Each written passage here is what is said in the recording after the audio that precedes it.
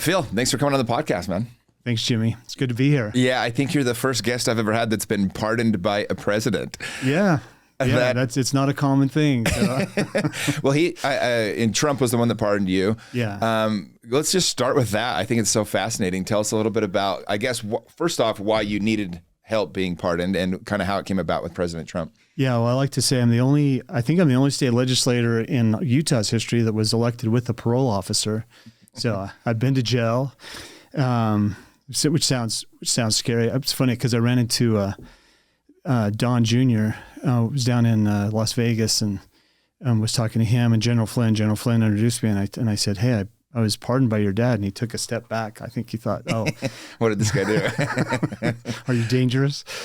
So yeah, my crime was a misdemeanor conspiracy to trespass. So probably less than running a stop sign, but they made a huge deal of it in Utah. I'm from Blanding. I was county commissioner at the time. I was watching my county just be completely attacked by a weaponized Bureau of Land Management. I wasn't happy about it. Was trying to get their attention on some issues related to some things they were doing. They raided the community in 2009. Several people that had committed suicide over that, including their own informant. Wow. Tragic, hostile, violent actions. That's like, this is not the government that we want. If you're watching this, it's like, this is not the government we want. So people, I always say, people think it was about a closed road, that the protest was over in Recapture Canyon, and it had nothing to do with a closed road. It had everything to do with the community that was being, It was like government overreach. Yeah, being demonized and attacked by a government that was totally at the hands of Southern Utah Wilderness Alliance and other environmentalist groups, and so we felt like we had to take a stand, and it was perfectly legal. It was 5 months after the event. I can get into that more, but yeah, 5 months after the event that they decided to press charges, like say conspiracy to trespass, misdemeanor conspiracy to trespass. No one's ever heard of it before or since, but it was a big deal. I was on the front page of the Trib 57 times during the course of the trial and everything, about 18 months, spent about $400,000 in attorney's fees, and 4 federal judges recused during that time from the case because they were conflicted. And still ended up with a guilty verdict. Ridiculous. They wanted 2 years. Wanted me to go to jail for 2 years.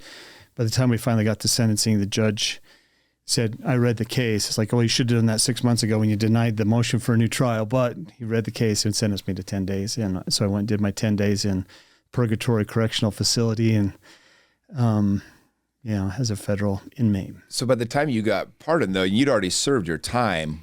Served my time. Was it just to make sure nothing else came up afterwards, or why the need for the pardon at that point? Or was it just a way to say, like, this was a kangaroo court kind of thing? So if you've ever been prosecuted federally,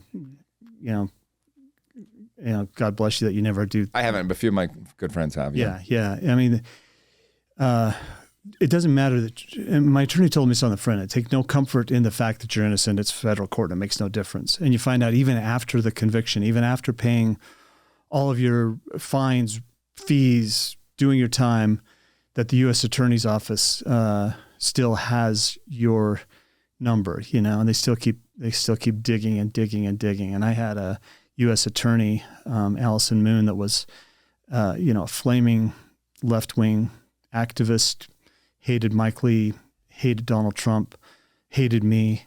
I was like, and I kept saying, I deserve a different attorney to be assigned to this case. But that's part of the fun, I guess, of being a U.S. attorney and a lefty, is just like destroying people's lives. And that's where I was at. And I told my wife, I said, they're just gonna keep coming.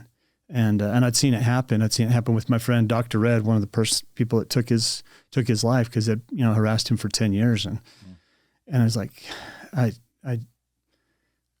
it was after the election, the 2020 election, when it looked like Trump wasn't going to be in the White House. And I thought, you know what? Somebody told me you can't get pardoned for a misdemeanor. And I said, the president can pardon anybody he wants. And so I pulled down got on Google, and I pulled down the application, started filling it out. And I texted Mike Lee about midnight, Senator Lee, and said, "Hey, I'm filling out this application for pardon. Would you be willing to sign an affidavit for me?" And thinking I maybe would hear from him in a few days, and immediately he's like, yes, 100%. You're on the side of the angels. I'm not going to sleep till we get this done. And he went to bat for me, and yeah, and I got the pardon. And honestly, maybe I shouldn't say this publicly. Since then, the U.S. Attorney's Office hasn't bothered me. So, Wow. so I whatever that clemency is, whatever that means, somehow at least it called the U.S. Attorney's off. So, I mean, that's one of the worries that, I have of getting too involved in politics is you end up ruffling a lot of feathers. You mess with a lot of people that can just make your life very inconvenient, right? And thank God there's people that are willing to jump in that fire like yourself, because if not, then we end up with the people that are trying to push those people away. But it is tricky. I mean, you take on a lot of responsibility, you take on a lot of enemies. And so I guess for you, why, now, I mean, Utah, you're a Republican, you're running against a sitting Republican governor. And I think, based on the convention we just had, a lot of people are supporting this. A lot of people want you to do this, but at the same time, I'm guessing you're making some pretty powerful enemies along the way.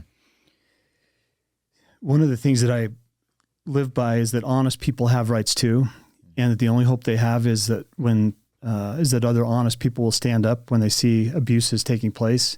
And that was long before I ran for county commission that I felt this need. And maybe it's just one of those things, my upbringing or something. I've always felt the need to stand up for the underdog, someone that's being bullied. And I'm not a righteous crusader by any means. I just feel an obligation when I see those things happening, more so than if somebody's doing something to me. It's like, I've always been pretty, bigger than most people my size and able to take care of myself, but it really bothered me when I saw that happening.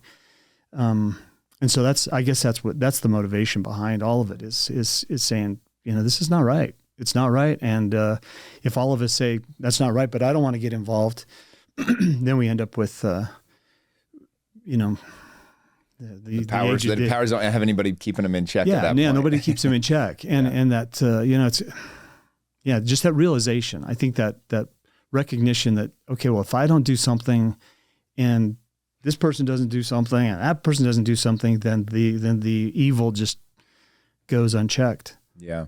Well, you just had the state GOP convention and you got, I think over 60% of the delegates chose you as the candidate. Is that correct? 67.54. So what is going on with the GOP? Why is it so divided right now? Why is Cox only getting a third of the delegates supporting him when he's the sitting governor of a Republican state and all these things? Maybe get into a little bit of, because I think a lot of people don't understand the issues. They just see, oh, Utah's going well. Things seem to be pretty good here. But I don't think people know the underlying issues. So maybe let's kind of get into a few of the things that, problems that are existing right now and why so many of the delegates wanted you to be, in that governor seat. Yeah, you really do have a division in the party, and I don't know if it's a division between, the party itself, or it's that the Republican Party is so dominant in Utah that if you're not ideologically aligned with the platform, you're not going to get elected. So people put an R by their name and they run as Republicans, and they want to take over the Republicans. This new Reagan project that's out right now. It's similar to the Lincoln Project, which was basically a bunch of disgruntled Democrats who want to take over the Republican Party. And these people are they're active, they're working hard, they're organized, but they are Democrats who want to take over the Republican Party. They want to just take down the Republican Party. And I think Cox is a member of that. From his convention speech, he was not there to conciliate. He was not there to even educate or talk to those people. He was there to blow up the convention and make a spectacle of it, and come back and say, this is why we need to get rid of the convention system, or this is why the Republicans are, so problematic, and really he referred to us as right-wing extremists, the delegates, and things like that. So that's the division that's going on. It's really infiltration, I would say. I think the Republican platform is pretty solid, and Republicans who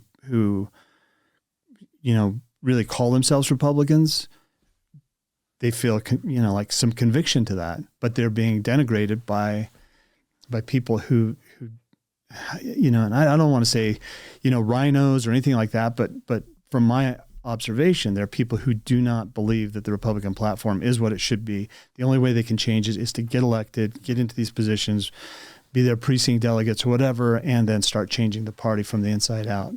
Yeah, that makes sense. What are a couple of the things that you've seen Governor Cox do specifically? I mean, I know you talk quite a bit about some of the different things that he's either supported or not supported that really do kind of go against the Republican overall agenda, I guess you could say. Yeah, the Democrats seem to believe in a power structure that is top down. The federal government is supreme. They've got the power. States are fortunate if they can get federal money. And so, we look, if you're on that side of the equation, you're looking upwards, like what can we get from this? And then at the state level, as the governor, Spencer, he's the benevolent dictator that gives good things to counties that support him, gives good things to his cronies that support him. If you're a friend of Spencer Cox, good things will happen for you. If you're not, then bad things happen. So it's very much a top-down approach. And in a Republican form of government, it's a government by the people. And it's really a special concept that America was founded on, which was that, governments derive their just powers from the consent of the governed. And I mean, it's night and day. It's 180 degrees difference. And you can tell really quickly where a person believes that the power is derived from. And Spencer Cox, it's very much a top down. And he loves the Biden administration and hates the Trump administration. I don't know what is a greater, test than that. So amongst, the actual people of the state, where does he fall as far as favorability rating? I know, like Huntsman, for example, I know was off the charts. I know Governor Herbert was very high as well. Where does Cox fall in compared to those two? It depends. The latest poll that we saw that I think was somewhat objective had him at about 50% favorability, and then in a similar poll at the same time said that 62% of Utahns believe the state was headed in the wrong direction. We did some polling, and we don't do any push polling on our side. It's all just to get information, and we were spot on with the convention, with the delegates, and a poll that we've got coming out should be out today or tomorrow. And the preliminary results are that Spencer is well below 40%. He's got a floor of about 29%. People that are going to vote for Cox, no matter what, it's about 29%, which oddly is similar to the makeup of government employees, that work for the state, and not that those line up specifically. No, but there's something. But there's something there. So a floor of 29%, and what the ceiling is, I don't know. We're going to find that out. Certainly has name recognition. Utah doesn't like to fire people, so he's got a lot of support. Yeah, I think that's the hardest part for you, right? Coming in is any sitting governor just has that name recognition, and the hardest part is just getting your name out and being able to let people know exactly who you are, what you stand for. I actually kind of wanted, that's a good point in the podcast here, to kind of back into your story a bit more. I would like to hear a little bit more about kind of who you are, kind of give us a history of kind of who is Phil Lyman for people that are listening and are wondering that. So I'm a family man. My wife and I have been married for 38 years, I think it is now. Congrats. 37. Met in the 8th grade. I always tell people I met her in the 8th grade. I've been trying to impress her ever since. And we didn't date till our senior year, but anyway, got married after my mission, and got 5 kids and 17 grandkids. My kids are competitive in that area. So, which is a huge blessing. I love that my kids want to have a family. It's my hat's off to them, and they're brave and good people. My 2 oldest boys are doctors, and they moved back to Blanding about 1.5 years ago, which we weren't expecting, both of them at the same time. And so now we've got grandkids, close by, and that's really nice.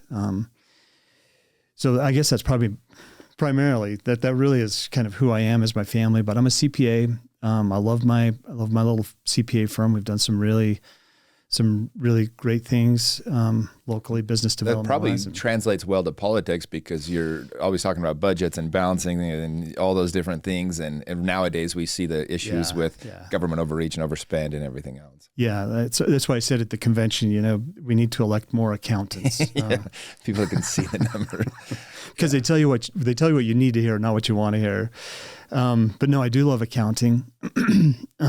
I'm not a big fan of bookkeeping and payroll, but I love starting new businesses. And I guess that was a turning point. So I moved back. I went to BYU, moved back to Blanding to do a year-long internship. My dad was a CPA. It was in 2009, right as all the big firms were consolidating. Yeah. So I went from the big 8 to the big 4, basically. And it was not a good time to be out looking for a job. So I thought, well, I'm going to go do this internship, then go get a master's, probably an MBA. I was looking at Stanford and a couple of big schools that I was hoping to get into. At the end of the year, my dad passed away of a heart attack, very young. And I thought, well, maybe this is God's way of, putting me in the right place at the right time to help my family and to take over the firm, again, small firm. But it was pretty stressful. It's a pretty stressful time. And one morning I woke up and this was kind of an epiphany. And I thought, I looked around, I thought, instead of worrying about how to pay the bills and how to pay the employees, it's like, there's a lot of people here who need a good accountant, and I'm a really good accountant. So stop worrying about the money and just go to work. And within a year would set up Utah Navajo Health Systems, which I started. Now the biggest employer in the whole region down there. An amazing change or transformation of healthcare in southeastern Utah, and was very involved with the county healthcare system too. Those two competing, it just turned into this, this benefit to the people.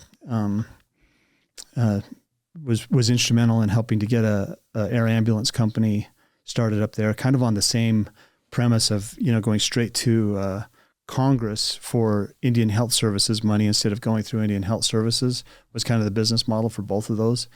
It turns out that was a really successful model for air ambulance, and that went international. Very, very proud of those guys that ran that business, and they moved it to Salt Lake. And I said, well, I'm not moving to Salt Lake, so I stayed in Blanding, but maybe not the best decision.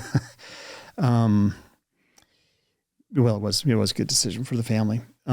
Anyway, so we've seen some really great things happen out of the CPA firm, and like you say, it is a good position, because I watched the clients that I had, that were in the logging industry. They slowly went out of business because of federal regulations, shut down.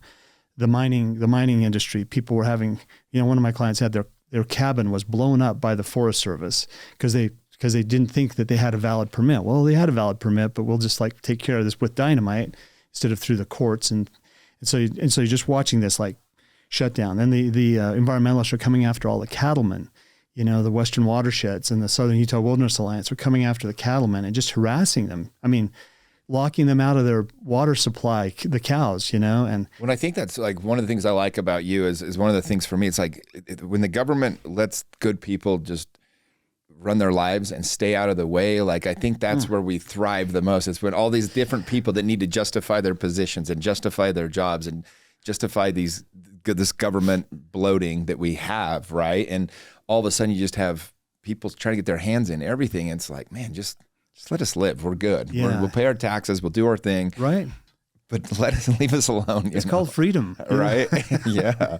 I think there's I think the pendulum has swung. I think it's why you've been so popular with people and all the delegates and everything, is because I think people feel that. I think people are kind of, seeing even in Utah, there's just the government's bloating. It's it's overreaching. And I know you had a big deal with the Bears Ears thing and you, a lot of that. And, maybe you can get into that a little bit, but I think this is what people are seeing is wait, if we don't stop, big government's coming. I think even Cox kind of feels like he's starting to push a little bit of that agenda of all the cities connected and everything, almost needing to have the credit scores and all those things, the social credit scores. It's almost he doesn't say it, but it's almost he's part of supporting a lot of that stuff. Yeah, you asked some specifics about Cox, and I didn't really get too specific, but he's one of the few. Well, he's the only Republican governor to join Biden's American Climate Corps, which they've committed to hire 20,000 paid volunteers to go out and educate college age students on Biden's climate agenda. Oh, geez.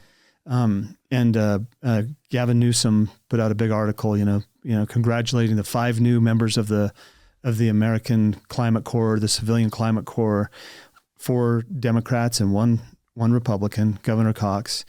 So you've got this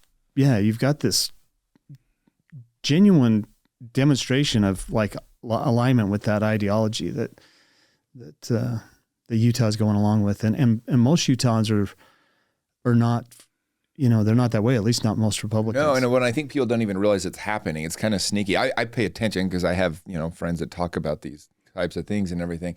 But I think it's almost like this sneaky thing that's kind of getting into our government here in Utah. Yeah. So you say it feels like Utah's kind of going along with some of these things. The 15-minute cities, is a real thing. This large statue, the Statue of Responsibility that's planned at the point of the mountain. If you look at that, I don't know if you've seen that, but it's the two hands holding, and 380-foot statue or something. It's massive. They're putting that together. Yeah, it seems to be moving forward, and Spencer Cox thinks it's fantastic. And I look at that; it looks to me like a Marxist symbol, and it's weird. And it's weird that that the state is in the development space so heavy there at Point of the Mountain. It used to be that was private enterprise that did that kind of things. Now it's all, you're in the real estate business, so and it's all about the private public partnerships and how cities can work with developers. And then it's which developers are they working with, the ones that have favor with kind of the government side of things. So it's, people are seeing it, I guess. They're starting to recognize, they're starting to realize what's going on. So, a lot of my listeners are here in Utah. A lot are all over the country too, but I think it works with people wherever they are. But what are a couple of the biggest dangers facing Utah that you're most concerned about as governor? Just things that you really want people to know about and pay attention to. Yeah. I always say that, one of the most powerful motivators in life is realization. It's like, you can be coerced, you can be forced, but when you open your eyes a little bit and realize kind of what's going on. And right now, I think our economy is top of the list. National debt, if people pay attention to what it means to be $35 trillion in debt, $50 trillion by 2030, that's a daunting prospect as a nation. And then you wonder, well, what is the state's response to that? Do we just go off the cliff with them, or do we start taking some measures to address that? So the national debt is scary. Housing prices in Utah, we're the third least affordable state in the nation. It's horrible. And it's almost like in the history of the nation, we're like the least affordable ever. Yeah. It's literally on like the top 10. If you take like year and city, Salt Lake right now is like one of the top 10 least affordable cities in the history of the country, basically. Yeah.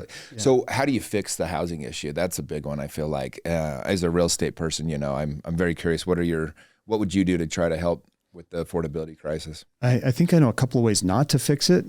Throwing $350 million at developers, I think is not the way to fix it. I like developers. I like the work that they do. But when the government steps in and says, we're going to do this plan to give you $350 million, then the first thing is like, well, who's getting that? Right. Who are the developers that are in line to receive this big subsidy? And when you look at it, it's the ones that are willing to build high density housing, downtown urban areas, and this proliferation of tearing down shopping malls and building high density housing. And it's happening everywhere. Whether you're in Provo or Lehigh, as up in Cottonwood Heights, tearing down in Murray, tearing down the R.C. Willey, tearing down the another mall there, all high density housing. And why is that? And it's because that's where the subsidies are. That's policy is directing the money. If I'm a developer, it's like I'm agnostic. I don't care. I just want to make money. And because of the way the policies are lined up, I'm not going to make money building single family homes. I'm going to make money either building large homes for wealthy people or massive high density housing. And I mean, and that's all well and good too, until you look at the, World Economic Forum's plan to get people out of the rural areas and into the urban areas with high density housing, 15-minute cities, social credit scores, control of the water, control of the resources, control of the protein, control of the food, control of everything. And it's a real thing. This is the realization. I mean, all that sounds like conspiracy theory. At least it did a few years ago. But, after COVID and after a few of these things, people are realizing, hey, we've got a government that is not our friend, population control, people are not as skeptical about the idea that maybe they're trying to kill us off or kill off certain parts of the population. And when you see the importance of the role of the state, when you look at states like Texas and Florida that have fought back, right? A couple of these states, Ken Paxton's a close friend of mine, the attorney general down in Texas. I was actually texting with him last night, and I'm just so proud of him because he just keeps fighting. And it shows the power of the state. Like, it really does matter who's in charge of the state to push back against the federal government. That's one thing I've really come to realize watching him closely and watching what's going on in Florida. Well, I mean, that is the message of my campaign, is that strong states make for a strong United States. I was up at the Davis County Lincoln Day dinner. I spoke up there, and Kim Paxton was there. So I started out by saying, God bless Texas. And literally, God bless Texas for what they're doing, because they're demonstrating that if the federal government won't fulfill its obligations under Article 4 of the Constitution to secure our borders, then the states, they don't just have a right to do it, they have an obligation to do it.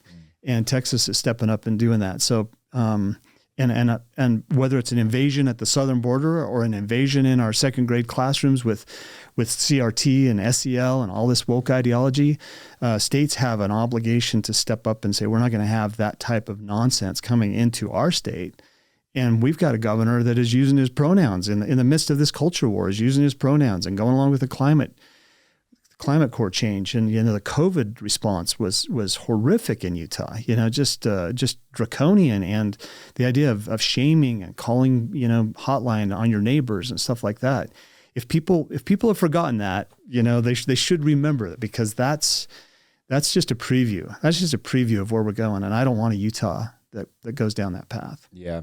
So how does it work as you're coming in and you're trying to run for governor against a sitting governor? Maybe go through the process. Like, what does that even, what does it entail on your end? And what's the steps to successfully run this campaign to win? Yeah. Yeah. I would say people want to know three things if you're running for governor. Why are you running? Can you do the job? And is there a path to win? Because if you fail any one of those three, and it's like, well, you're not going to get the support. So I think I've talked a little bit about why why I'm running, what some of the motivation factors are. Can I do the job? My background: 8 years as a county commissioner, 6 years in the state legislature, dealing in my business with all the issues that are part of the problem of government and how it affects people, and then putting together a team. My lieutenant governor, Natalie Clausen, is just a phenomenal an attorney with background in education and elections, so we can do the job. So then the third question is what's the path, and I think that's maybe what you're asking, and the answer to that is. People are not very happy with Spencer Cox. He believes that they are. The polls might show something, but his support is thin. His support is thin, and people are concerned. People are concerned about the state.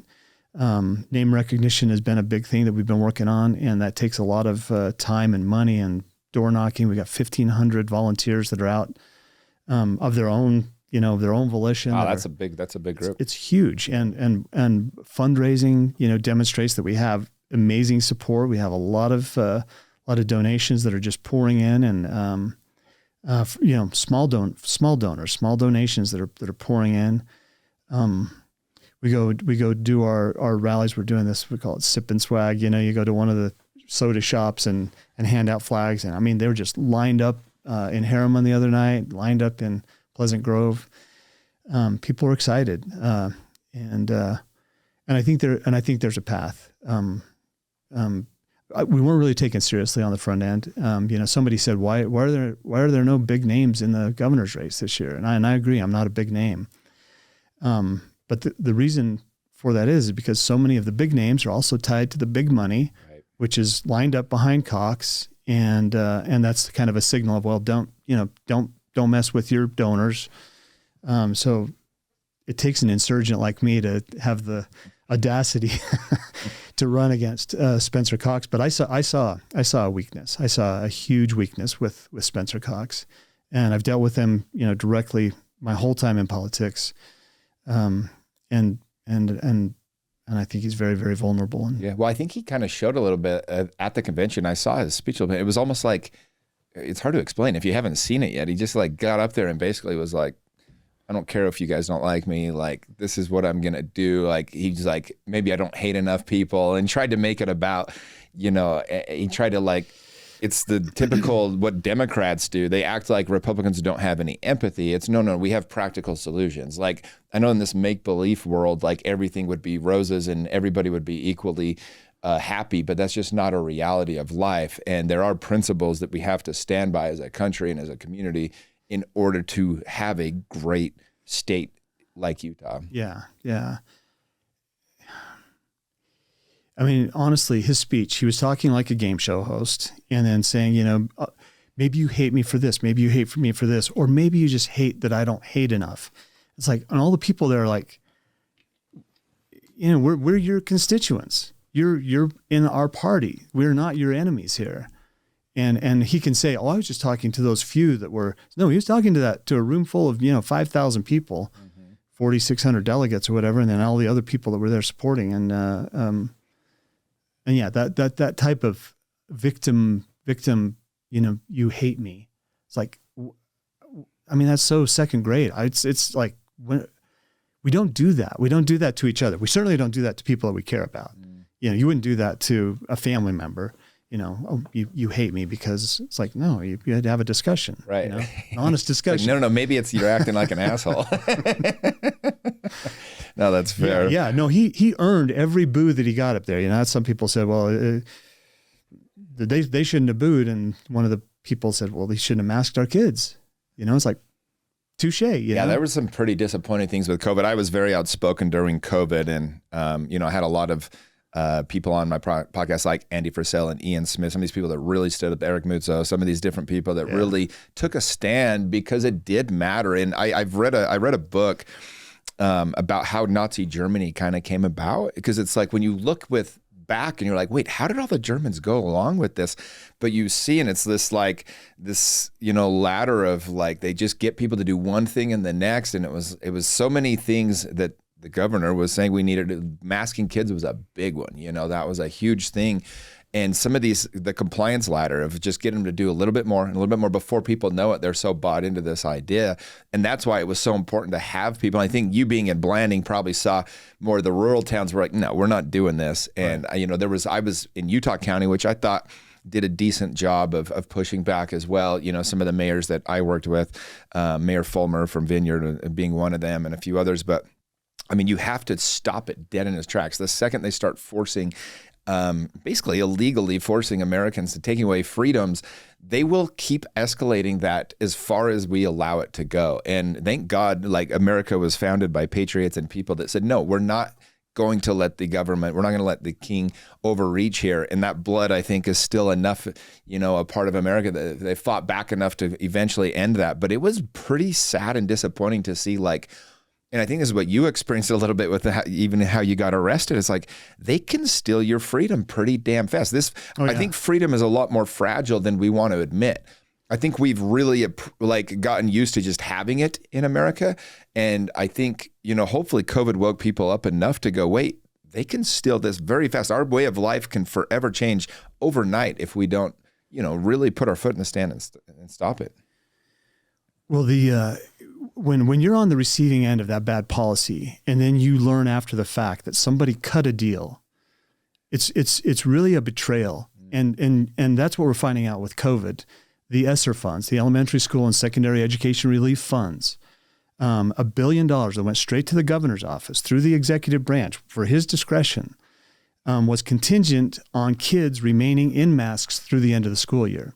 Now, we weren't told that in the legislature. I was pushing amendment after amendment, like, these kids do not pose a direct health threat. You can't force vaccinate, treat, isolate these kids. They don't pose a direct health threat. So we can't do this. We do not have the authority to keep these kids in masks, especially when we're letting all of the adults take off their masks. But the narrative is, well, if they don't, they're going to kill grandma and grandpa. The truth was, part of the ESSER fund deal was that kids remain in masks through the end of the school year.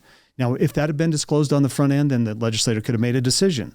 Hey, for $1 billion, you do this, and it wouldn't have been a very popular vote. Number one, because $1 billion in the public hands is more of a threat to society, not a benefit to society. You end up with gondolas and sports stadiums and all kinds of ideas that pop up when you have all this extra money floating around in the public system. It creates a liability moving forward and a burden. So that idea that deals were cut behind our back with legitimately people we don't agree ideologically with, whether it's the World Economic Forum, the United Nations, the World Health Organization, all of these things that are coming down, Klaus Schwab and the Fourth Industrial Revolution. Well, it's very real. It's not like people kind of act like it was like a conspiracy thing. It's like, no. It's like, this is very real at this point, and it is happening. And, it's like Hamlet and Braveheart and all these epic tales of when you find out, oh my gosh, this was not done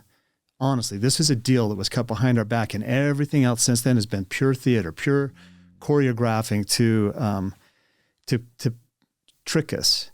People don't like that. Yeah. And I think that's what they feel with Spencer Cox is that they've been tricked.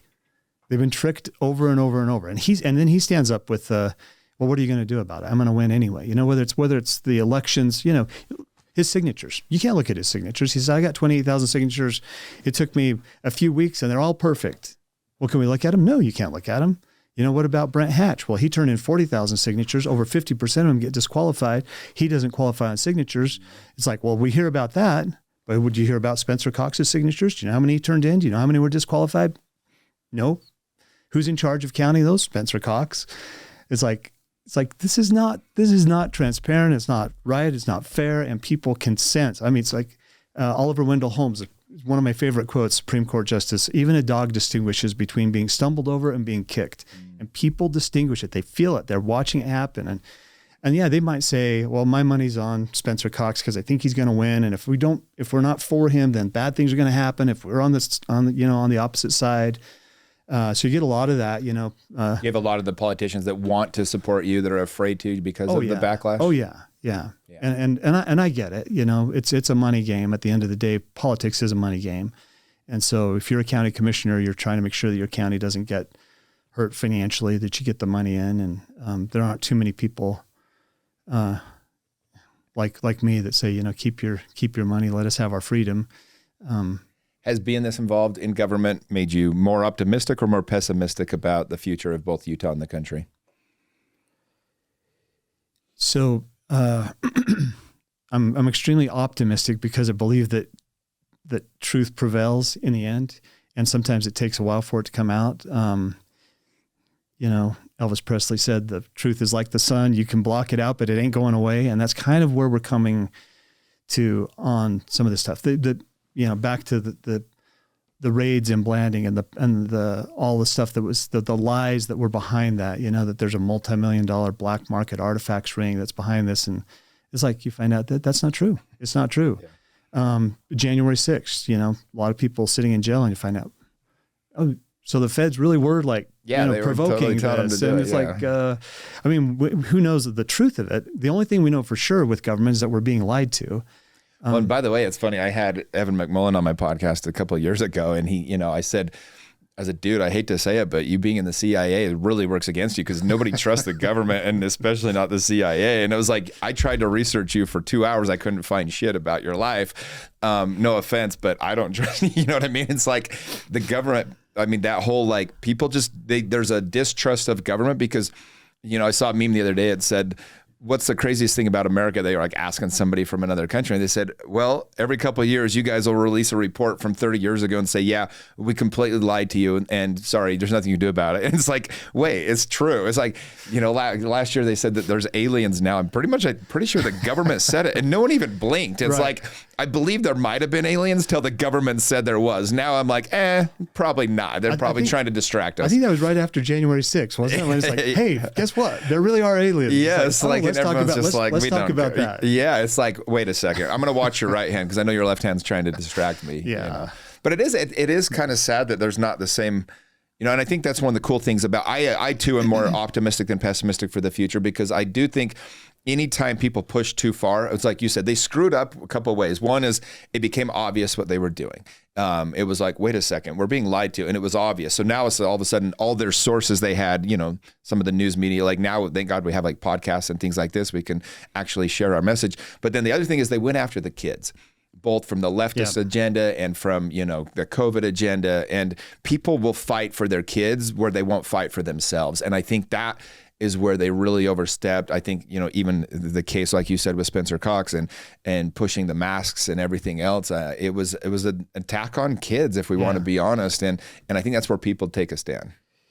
You do wonder if people want honest government or if they want corrupt government. And there's a lot of people on the receiving side of that, in on the get, in on the take. And it's a threat to a business model sometimes to say, we're going to clean this up. We're going to shrink government. We're going to shrink the executive branch. There's a few people out there like, whoa.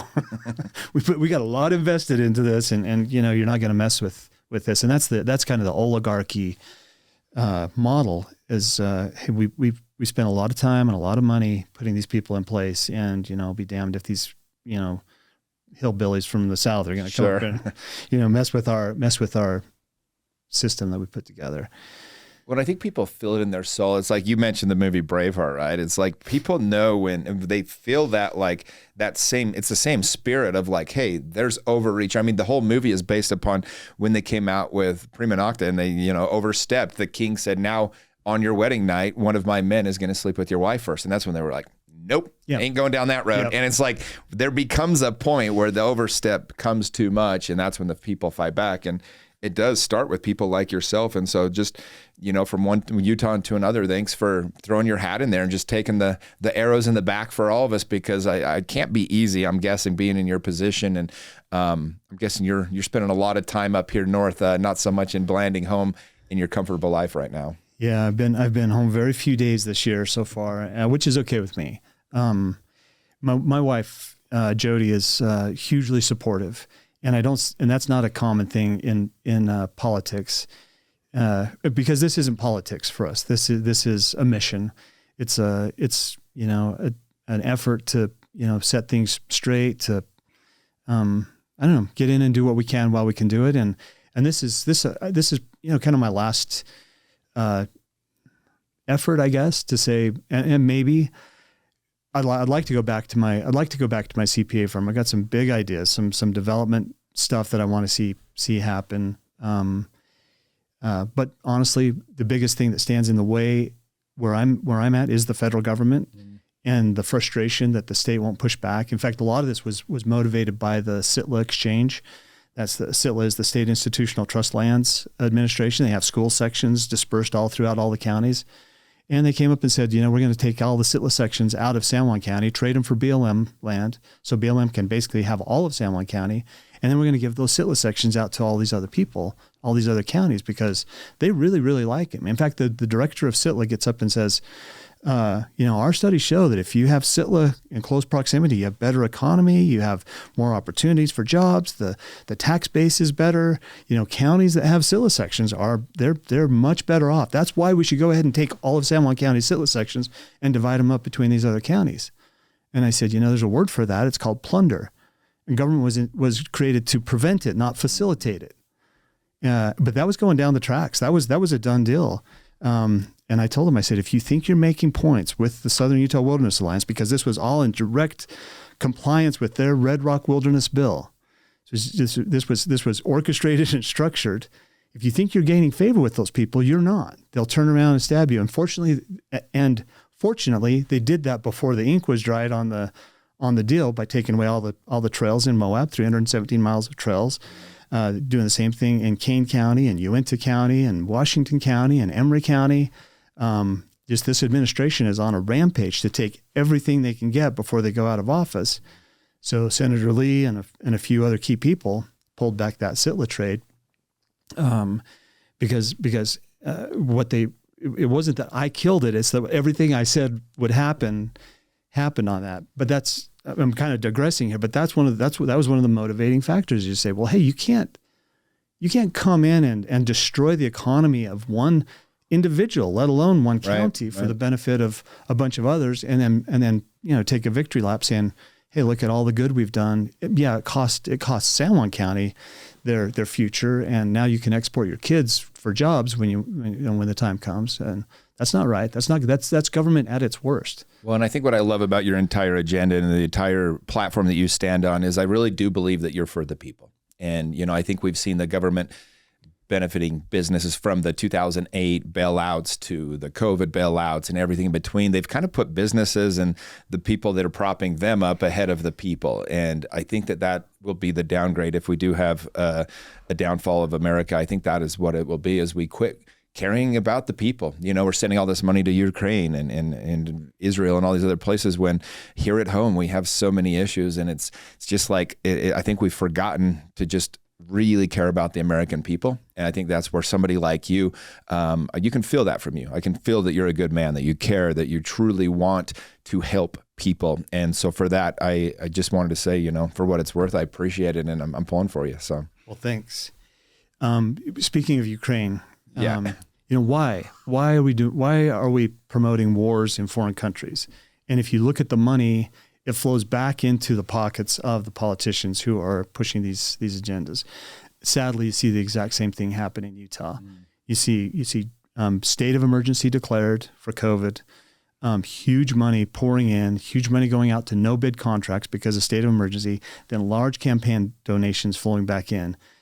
It's an incestuous, we call it corruption. Yeah, gross is the word I would use. Gross, and it's corrupt. And anybody that wants to look at that, it's not hard to find. You don't have to even be an investigator to do that. You get on the COVID website to see where's this money going and then who's receiving no bid contracts. And it's like, okay, I see totally what's happening. And so it's ironic to me when Spencer Cox lists a list of his corporate supporters. It's like every one of them has a state contract, and most of them were big contracts during COVID. And yeah, it's gross. It's not right. Yeah. Well, the election's coming up. How do people vote? Just kind of briefly, we'll end it with this, but how do people go and vote for you? So the primary election is where this contest will start and end between the Republicans. So between Spencer Cox and I. One of my big objectives was to try to make sure there's just two of us in the primary versus, the 4 or 5 that were on there 4 years ago. That ends on June 25th, but universal mail-in ballot. So the ballots are dropping already. Some counties have already gotten theirs. If you haven't gotten yours, you'll be getting it in the mail. You vote your mail-in ballot, you send it back in, and then by the 25th of June, that's when that all cuts off. And then we'll see how long it takes them to count the ballots after that. This whole mail-in ballot thing. Oh, don't get me started on that. The fact that Cox supported that was like such a kick in the pants to the Republicans. It really was. It was such an obvious thing that doesn't benefit Republicans. And so as a Republican governor, that was really disappointing. So that's the primary cycle that we're in right now. So get your ballot, fill it out, mail it in. Circle in that box that says Lyman Clausen and on the governor's race and all the other races that are going on. And then after the primary, then we'll go on to the general election, which would be Brian King on the Democrat side is running, a friend of mine, good man in the legislature, running as a Democrat. And hopefully after June 25th, there'll be a 2-man race between myself and Brian King. Awesome. Well, good luck, and we'll be in touch.